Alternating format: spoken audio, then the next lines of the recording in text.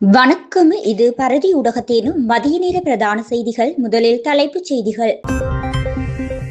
Loves மற்றும் லிட்ரோ நிறுவனங்களின் அறிவிப்பு. தங்காலையில் கைத்துப்பாக்கியுடன் முன்னாள் கடற்படை சிப்பாய் கைது. தையிட்டி விகாரையை நிலைநிறுத்த அனுமதிக்க முடியாது, எடுக்கப்பட்டுள்ள தீர்மானம்.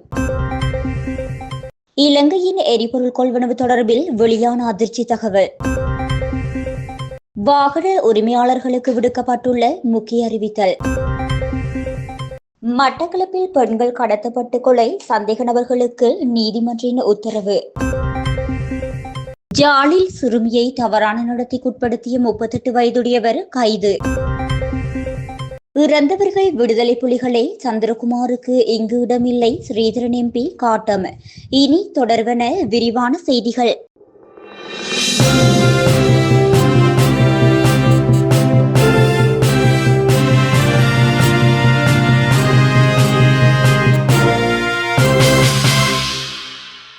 புத்தாண்டு விடுமுறை காரணமாக தற்காலிகமாக நிறுத்தி வைக்கப்பட்டிருந்த எல்பி எரிவாயு கையிருப்பு விநியோகம் இன்று முதல் மீண்டும் தொடங்கும் என எரிவாயு விநியோக நிறுவனங்கள் அறிவித்துள்ளன.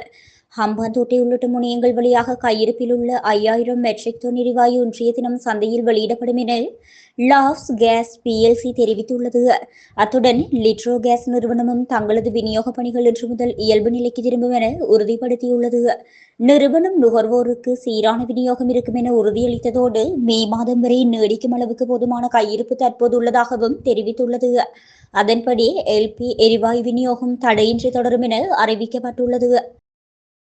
அம்பாத்தோட்டை தங்காலை பகுதியில் சட்டவிரோதமான முறையில் கைத்துப்பாக்கி ஒன்றை உடமையில் வைத்திருந்த முன்னாள் கடற்படை சிப்பாய் ஒருவரை போலீசார் கைது செய்துள்ளனர்.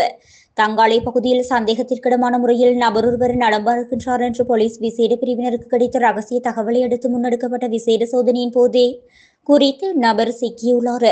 கைது செய்யப்பட்டவர் முன்னாள் கடற்சிப்பாய் எனவும் முதற்கட்ட விசாரணைகளில் தெரிய வந்துள்ளது. அவர் எதற்காக இந்த ஆயுதத்தை வைத்திருந்தார், ஏதேனும் குற்றச்செயல்களில் ஈடுபட திட்டமிடப்பட்டிருந்தாரா அல்லது பாதாள உலக குழுக்களுடன் இவருக்கு தொடர்புள்ளதா என்பது குறித்து போலீசார் தீவிர விசாரணைகளை முன்னெடுத்து வருகின்றனர். புத்தாண்டு காலத்தில் பாதுகாப்பு பணிகள் பலப்படுத்தப்பட்டுள்ள நிலையில் இவ்வாறான சட்டவிரோத ஆயுத புழக்கத்தை கண்டறிய போலீசார் விசேட தேடுதல் நடவடிக்கைகளை தீவிரப்படுத்தியுள்ளனர்.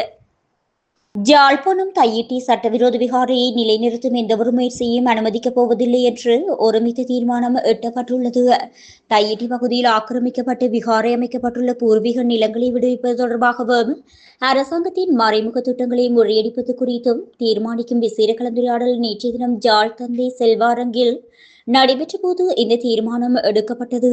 கடந்த சனிக்கிழமை கடற்தொழில் அமைச்சர் சந்திரசேகரால் தையிட்டி பகுதியுள்ள காணிகள் அளவீடு செய்யப்பட்டு விடுவிக்கப்படும் என அறிவிக்கப்பட்ட போதிலும் விகாரை அமைந்துள்ள காணி தொடர்பில் நிலவும் மௌனம் மக்கள் மத்தியில் பெரும் சந்தேகத்தை ஏற்படுத்தியுள்ளதாக தெரிவிக்கப்பட்டது. ஒருபுறம் நில விடுவிப்பு பேச்சுவார்த்தைகள் நடைபெற்று வரும் அதேவேளை மறுபுறம் இந்த சட்டவிரோத விகாரையை அதிகாரப்பூர்வமாக பதிவு செய்வதற்கான முயற்சிகள் திரைமறைவில் முன்னெடுக்கப்பட்டு வருவதாக கூட்டத்தில் சுட்டிக்காட்டப்பட்டது. இந்த கலந்துரையாடலில் இலங்கை தமிழரசு கட்சியின் தேர்வு நிலை தலைவர் மற்றும் நாடாளுமன்ற உறுப்பினர் ஸ்ரீதரன், தமிழ் தேசிய மக்கள் முன்னணியின் பொதுச் செயலாளர் செல்வராசா கஜேந்திரன், தமிழ் மக்கள் கூட்டணியின் வி மணிவண்ணன் மற்றும் சட்டத்திரணி சுகாஸ் ஆகியோர் பங்கேற்று அடுத்த கட்ட நகர்வுகள் குறித்து ஆலோசனைகளை வழங்கினர். இலங்கை ஒரு பீப்பாய் கச்சா எண்ணெய்க்கு $286 வரை செலுத்தியுள்ளதாகவும் இது உலகளாவிய சந்தை விலையை விட மிக அதிகமாக இருப்பதாகவும் முன்னணி சர்வதேச வங்கியாளர் ஒருவர் தெரிவித்துள்ளார். ஹாங்காங்கில் கடந்த செவ்வாய்க்கிழமை நடைபெற்ற முதலீட்டாளர்கள் மாநாட்டில் உரையாற்றிய சர்வதேச வங்கியொன்றின் தலைமை நிர்வாக அதிகாரி இந்த தகவலை வெளியிட்டுள்ளார். மேற்கத்திய சந்தைகளில் கச்சா எண்ணெய் விலை ஒரு பீப்பாய் $100 முதல் $110 வரை மட்டுமே உள்ளதாக செய்திகள் வந்துள்ளது. இருந்தாலும் ஆசிய நாடுகளின் நிலை கவலைக்கிடமாக இருப்பதாக அவர் கூறியுள்ளார். இது இலங்கை பொருளாதாரத்தில் மீண்டும் ஒரு பெரும் சவாலை ஏற்படுத்தக்கூடும் என அஞ்சப்படுகின்றது. வாகன பதிவிலக்க தகடுகளை மாற்றியமைத்து பயன்படுத்துவோர் தொடர்பில் போக்குவரத்து கட்டுப்பாடு மற்றும் வீதி பாதுகாப்பு பொறுப்பு பிரதி காவல்துறை அதிபர் WBJ சேனாதீரம் முக்கிய தகவலை வெளியிட்டுள்ளார். அதன்படி மோட்டார் வாகன போக்குவரத்து திணைக்களத்தால் வழங்கப்பட்ட தரநிலைப்படுத்தப்பட்ட பதிவிலக்க தகடுகளை மாற்றியமைத்து வாகனங்களை செலுத்துவோருக்கு எதிராக சட்டத்தை கடுமையாக நடைமுறைப்படுத்துமாறு அதிகாரிகளுக்கு அறிவுறுத்தப்பட்டுள்ளது. புதிதாக பதிவு செய்யப்படும் வாகனங்களுக்கு முறையான பதிவு எண்கள் வழங்கும் திட்டம் முழுமையாக செயற்படுத்தப்படாத சூழலை பயன்படுத்தி சில கடத்தல்காரர்கள் மற்றும் குற்றச்செயல்களில் ஈடுபடுவோர் சட்டவிரோத நடவடிக்கைகளை முன்னெடுத்து வருவதாக அவர் சுட்டிக்காட்டியுள்ளார். தற்போது பல வாகன உரிமையாளர்கள் வெவ்வேறு வண்ணங்கள், எழுத்துருக்கள் மற்றும் இலச்சினைகள் அடங்கிய அலங்கார இலக்கத்தகடுகளை பயன்படுத்தி வருவதாக அவர் மேலும் தெரிவித்தார். இத்தகைய நடைமுறையை ஒழுங்குபடுத்தவும், வீதி பாதுகாப்பு விதிகளுக்கு முரணாக செயற்படுவோரை கண்டறியவும் நாடு முழுவதும் கண்காணிப்பு நடவடிக்கைகள் தீவிரப்படுத்தப்பட உள்ளதுடன், விதிகளை மீறுவோருக்கு அபராதம் விதிக்கப்படுவதுடன் சட்ட நடவடிக்கைகளும் எடுக்கப்படும் என எச்சரிக்கப்பட்டுள்ளது. மட்டக்களப்பில் பரபரப்பினை ஏற்படுத்திய பெண்கள் கடத்தல் மற்றும் கொலை தொடர்பான வழக்கில் கைது செய்யப்பட்ட சந்தேக நபர்கள் 4 பேரை தொடர்ந்து விளக்கமறியலில் வைக்கவும், நகைக்கடை உரிமையாளர்களை பிணையில் செல்லவும் நீதிமன்றம் உத்தரவிட்டுள்ளது. நேற்றைய தினம் நீதிமன்றத்திற்கு விடுமுறை அறிவிக்கப்பட்டிருந்த போதிலும் சந்தேக நபர்கள் மட்டக்களப்பு நீதவான் நீதிமன்ற நீதிபதி தர்சினி முன்னிலையில் முன்னிலைப்படுத்தப்பட்டனர்.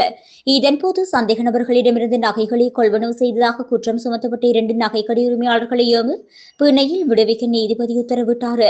ஏனைய 4 சந்தேக நபர்களையும் எதிர்வரும் 29ஆம் தேதி வரை மீண்டும் விளக்கமறியலில் வைக்குமாறு நீதிபதி உத்தரவிட்டார். கடந்த மாதம் 20ஆம் தேதி கொக்கட்டிச்சோலை நெல்லிக்காட்டு வயல் பிரதேசத்தில் உள்ள பாலடைந்த கிணற்றில் ஒன்றிலிருந்து வவுனதீவு கொத்தியாப்புளை பிரதேசத்தைச் சேர்ந்த 26 வயதுடைய இளம் தாயொருவர் உயிருடனும் ஏற்கனவே காணாமல் போனதாக கருதப்பட்ட மற்றொரு பெண் சடலமாகவும் மீட்கப்பட்டதுடன் அந்த இளம் தாயின் 3 வயது சிறுமி கொத்தியாப்புளை வயல் பகுதியில் உயிருடன் மீட்கப்பட்டிருந்தார். இந்த சம்பவம் தொடர்பாக கிழக்கு மாகாண பிரதி காவல்துறை அதிபர் வர்ணி ஜெயசுந்தரவின் வழிகாட்டலில் மாவட்ட சிரேஷ்ட காவல்துறை அத்தியட்சகர் கண்காணிப்பில் கிழக்கு மாகாண பெரும் குற்றத்தடுப்பு பிரிவு பொறுப்பதிகாரி தலைமையிலான காவல்துறை குழுவினர் விசாரணைகளை முன்னெடுத்திருந்தனர். இந்த விசாரணைகளின் அடிப்படையில் வவுனதீவு காஞ்சாரம் குடா பகுதியைச் சேர்ந்த 26 வயதுடைய பெண், அவரது 34 வயதுடைய கணவர், 22 வயதுடைய கணவரின் தம்பி மற்றும் கொள்ளையிடப்பட்ட தங்காபரணங்கள் வழங்கிய ஊரணி மற்றும் திருகோணமலை வீதியைச் சேர்ந்த 2 நகைக்கடை உரிமையாளர்கள் கைது செய்யப்பட்டனர். கடந்த சில தினங்களுக்கு முன்னர் ஜாலில் சிறுமியொருவரை தவறான நடத்தைக்குட்படுத்திய சந்தேக நபர் ஒருவர் காவல்துறையினரால் கைது செய்யப்பட்டுள்ளார். மூளாய் பேரம் பகுதியைச் சேர்ந்த 11 வயதுடைய குறித்த சிறுமியை அவரது வீட்டின் அருகே வசிக்கும் 38 வயதுடைய நபரே இவ்வாறு தவறான நடத்தைக்கு உட்படுத்தியுள்ளார். இதுகுறித்து வட்டுக்கோட்டை காவல் நிலையத்தில் முறைப்பாடு பதிவு செய்யப்பட்டது. அந்த வகையில் குறித்த சந்தேக நபரை வட்டுக்கோட்டை காவல்துறையினர் நேற்றைய தினம் கைது செய்துள்ளனர்.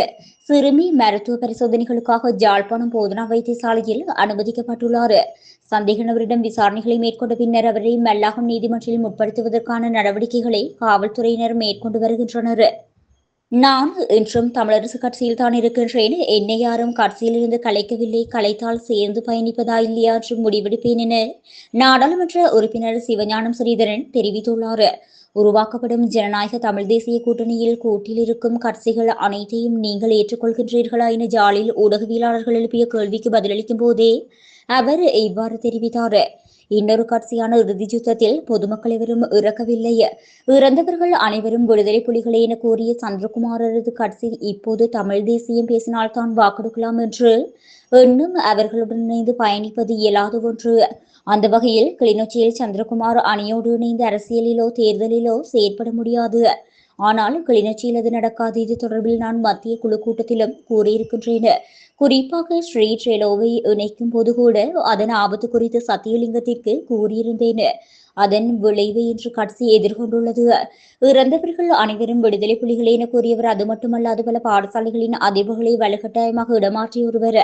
தமிழ் தேசியத்துக்கு எதிராக செயற்பட்ட இவரது வாழ்க்கையும் எம்மை பாதிக்கும். எனவே இது தொடர்பில் மக்கள் முடிவெடுப்பர் என்றும் அவர் மேலும் தெரிவித்தார்.